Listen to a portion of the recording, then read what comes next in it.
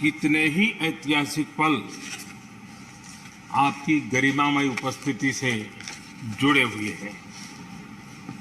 फिर भी अनेक बार आप कहते रहे हैं, I have retired from politics but not tired from public life. और इसलिए इस सदन को नेतृत्व देने की आपकी जिम्मेदारी भले ही पूरी हो रही हो, लेकिन आपके अनुभवों का लाभ भविष्य में सुदीर्घ काल तक देश को मिलता रहेगा। हम जैसे अनेक सार्वजनिक जीवन के कार्यकर्ताओं को भी मिलता रहेगा। आदरणीय सभापति महोदय, आजादी के अमृत महोत्सव में आज जब देश अपने अगले 25 वर्षों की नई यात्रा शुरू कर रहा है, तब देश का नेतृत्व भी एक तरह से एक नए युग के हाथों में है। हम सब जानते हैं कि इस बार हम एक ऐसी 15 अगस्त मना रहे हैं जब देश के राष्ट्रपति, उपराष्ट्रपति, स्पीकर, प्रधानमंत्री सबके सब वो लोग हैं जो आजाद भारत में पैदा हुए हैं।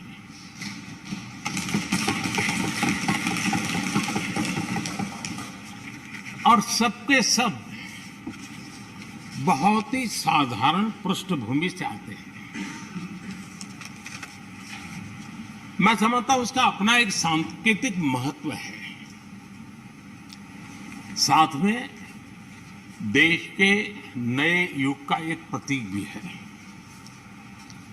आदरणीय सभापति महोदय, आप तो देश के एक ऐसे उपराष्ट्रपति हैं जिसने अपनी सभी भूमिकाओं में हमेशा युवाओं के लिए काम किया है। आपने सदन में भी हमेशा युवा सांसदों को आगे बढ़ाया, उन्हें प्रोत्साहन दिया। आप लगातार युवाओं के संवाद के लिए यूनिवर्सिटीज और इंस्टीट्यूशंस लगातार जाते रहे हैं। नई पीढ़ी के साथ आपका एक निरंतर कनेक्ट बना हुआ है और युवाओं को आपका मार्गदर्शन भी मिला है और युवा भी आपको मिलने के लिए हमेशा उत्सुक रहे हैं। इन सभी संस्थानों में आपकी लोकप्रियता भी बहुत रही है। मुझे बताया गया कि वाइस प्रेसिडेंट के रूप में आपने सदन के बाहर जो भाषण दिए, उनमें करीब 25% युवाओं के बीच में रहे हैं। ये भी अपने आप में एक बहुत बड़ी बात है। आदरणीय सभापति महोदय, व्यक्तिगत रूप से मेरा ये सौभाग्य रहा है कि मैंने बड़े निकट से आपको अलग अलग भूमिकाओं में देखा है। बहुत सारी आपकी भूमिका ऐसी भी रही जिसमें आपके साथ कंधे से कंधा मिलाकर कार्य करने का भी मुझे सौभाग्य मिला है। पार्टी कार्यकर्ता के रूप में आपकी वैचारिक प्रतिबद्धता रही हो, एक विधायक के रूप में आपका कामकाज हो, सांसद के रूप में सदन में आपकी सक्रियता हो, भारतीय जनता पार्टी के अध्यक्ष के रूप में आपका सांगठनिक कौशल्य और लीडरशिप की बात हो, कैबिनेट मंत्री के रूप में आपकी मेहनत, नवाचार का आपका प्रयास और उससे प्राप्त सफलताएं देश के लिए बहुत उपकारक रही है, या फिर उपराष्ट्रपति और सदन में के सभापति के रूप में आपकी गरिमा और आपकी निष्ठा। मैंने आपको अलग अलग जिम्मेदारियों में बड़े लगन से काम करते हुए देखा है। आपने कभी भी किसी भी काम को बोझ नहीं माना। आपने हर काम में नए प्राण फूंकने का प्रयास किया है। आपका जज्बा, आपकी ये लगन हम लोगों ने निरंतर देखी है। मैं इस सदन के जरिए प्रत्येक माननीय सांसद और देश के हर युवा से कहना चाहूंगा कि वो समाज, देश और लोकतंत्र के बारे में आपसे बहुत कुछ सीख सकते हैं।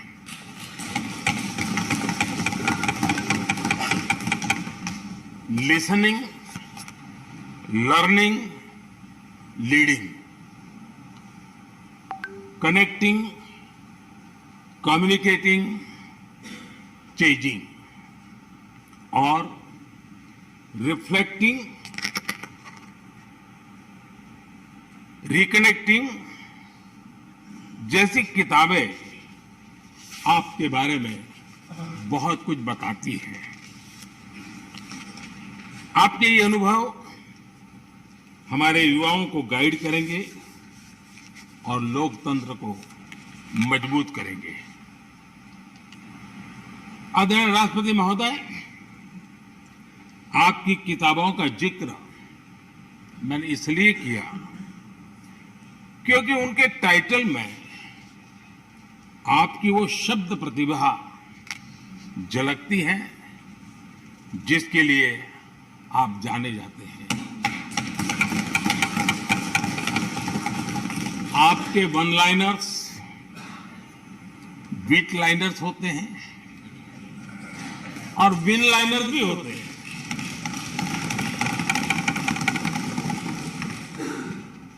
यानी उसके बाद कुछ और कहने की जरूरत ही नहीं रह जाती।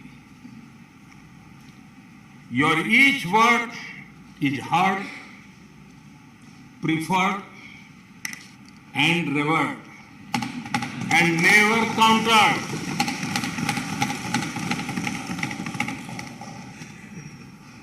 कैसे कोई अपनी भाषा की ताकत के रूप में और सहजता से इस सामर्थ्य के लिए जाना जाए और उस कौशल से स्थितियों को दिशा मोड़ने का सामर्थ्य रखे।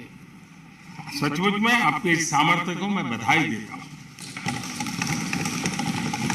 साथियों, हम जो भी कहते हैं वो महत्वपूर्ण तो होता ही है, लेकिन जिस तरीके से कहते हैं उसकी अहमियत ज्यादा होती है।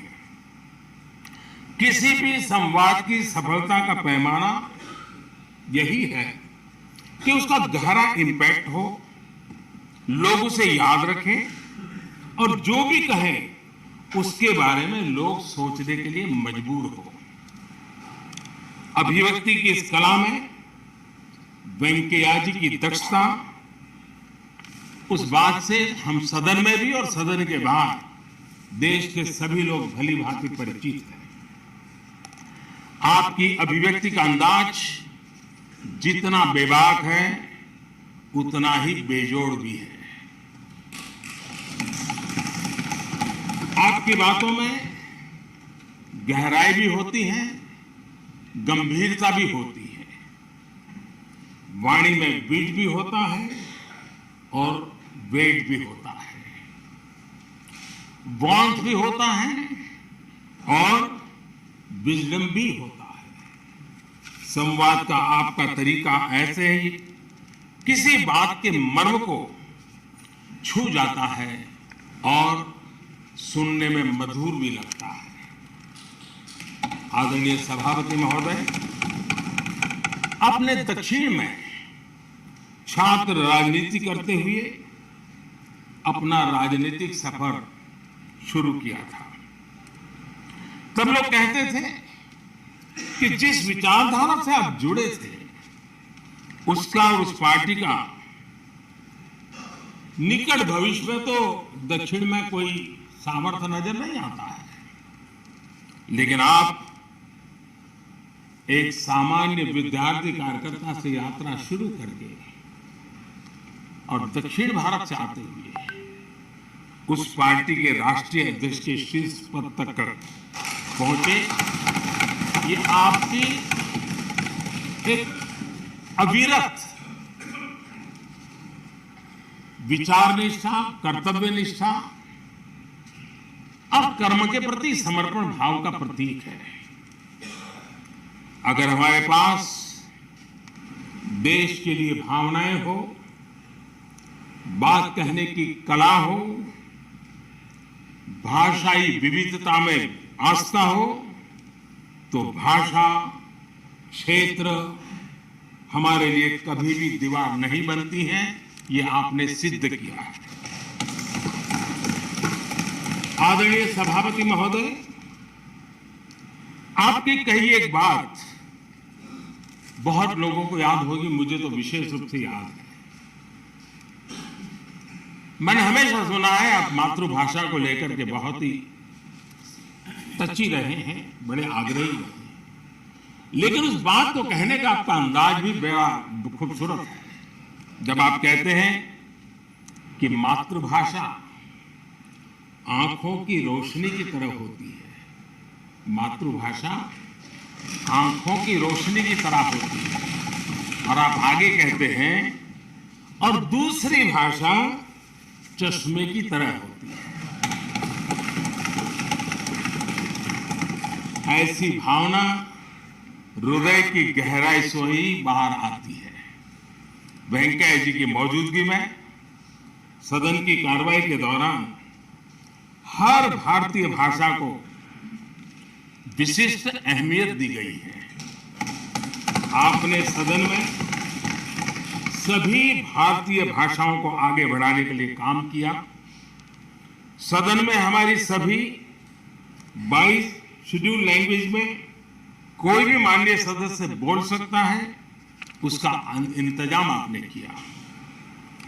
आपकी ये प्रतिभा, आपकी निष्ठा आगे भी सदन के लिए एक गाइड के रूप में हमेशा हमेशा काम करेगी। कैसे संसदीय और शिष्ट तरीके से भाषा की मर्यादा में कोई भी अपनी बात प्रभावी ढंग से कह सकता है, इसके लिए आप प्रेरणा पुंज बने रहेंगे। आदरणीय सभापति महोदय, आपकी नेतृत्व क्षमता, आपके अनुशासन ने इस सदन की प्रतिबद्धता और प्रोडक्टिविटी को नई ऊंचाई दी है। आपके कार्यकाल के वर्षों में राज्यसभा की प्रोडक्टिविटी 70% बढ़ी है। सदन में सदस्यों की उपस्थिति बढ़ी है। इस दौरान करीब करीब 177 बिल पास हुए या उन पर चर्चा हुई, जो अपने आप में कीर्तिमान है। आपके मार्गदर्शन में ऐसे कितने ही कानून बने हैं जो आधुनिक भारत की संकल्पना को साकार कर रहे हैं। आपने कितने ही ऐसे निर्णय लिए हैं जो अपर हाउस की अपवर्ड जर्नी के लिए याद किए जाएंगे। सचिवालय के काम में और अधिक एफिशिएंसी लाने के लिए भी आपने एक समिति का भी गठन किया। इसी तरह राज्यसभा सचिवालय को सुव्यवस्थित करना, इंफॉर्मेशन टेक्नोलॉजी को बढ़ावा देना, पेपरलेस काम के लिए ई ऑफिस सिस्टम को लागू करना, आपके ऐसे कितने ही काम हैं जिनके जरिए उच्च सदन को एक नई ऊंचाई मिली है। आदरणीय सभापति महोदय, हमारे यहां शास्त्रों में कहा गया है, न सा सभा यत्र न सन्ति वृत्ता न ते ये न वदन्ति धर्म।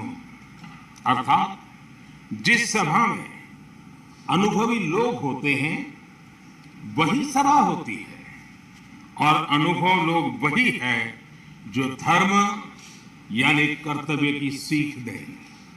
आपने मार्गदर्शन में राज्यसभा ने इन मानकों को पूरी गुणवत्ता से पूरा किया है। आप माननीय सदस्यों को निर्देश भी देते थे और उन्हें अपने अनुभवों का लाभ भी देते थे, और अनुशासन को ध्यान में रखते हुए प्यार से डांटते भी थे। मुझे विश्वास है कि किसी भी सदस्य ने आपके किसी भी शब्द को कभी अन्यथा नहीं लिया।